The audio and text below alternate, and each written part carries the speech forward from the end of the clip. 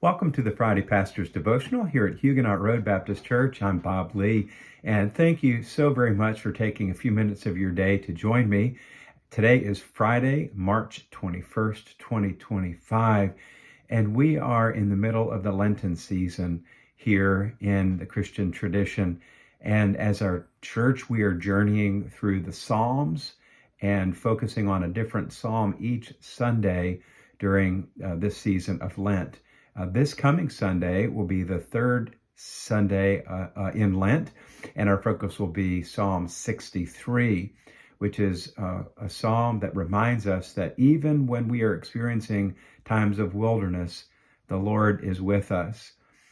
It reminds me of a phrase that Eugene Peterson, the author of the Message version of the Bible and many other books, terms a long obedience in the same direction.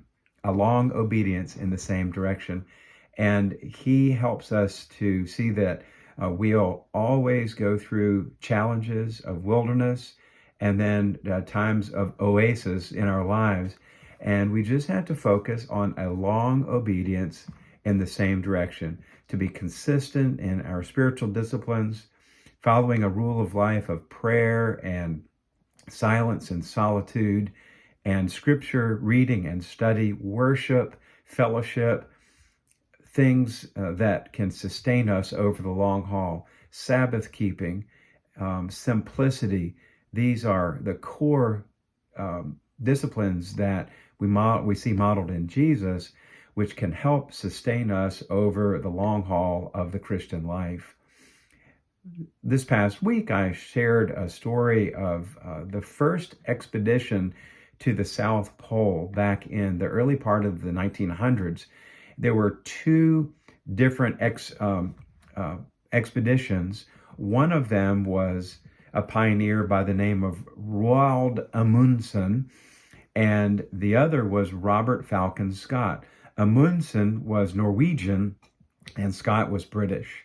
And both of them sought out to reach the South Pole about the same time, but they had two different approaches. And you'll see that Amundsen's approach was like what Eugene Peterson says, a long obedience in the same direction. Scott from Britain had cut corners and had a completely different preparation, and we can understand why he and his team did not succeed. Let's talk about it for just a few minutes. I think it's a great story. The Scott expedition, the British one, used a mixture of motorized sledges, which were practically brand new at the time, ponies, and man-hauling sleds. So meaning the men on the team pulled their own sleds. His strategy was inconsistent. They pushed hard on good days, and they rested when conditions were bad. The ponies sustained extraordinary frostbite, and their mane, their hair, got bogged down by the frozen ice, and they did not survive. The men on this expedition from the British exhausted themselves so much that they were not able to make the return trip, and they perished before they got back home. Plus, they got to the South Pole over a month after Amundsen and the Norwegian team. Let's think about them. Amundsen relied mostly on dogs and sleds, and they did a lot of practice ahead of time. He followed a disciplined approach called or termed the 20-mile march. Jim Collins picks up on this in his book, is in one of his books, Great by Choice. So Amundsen, in thinking about this philosophy of a 20-mile march, said that they would only go at a maximum of 20 miles per day. Even on good days, only 20 miles.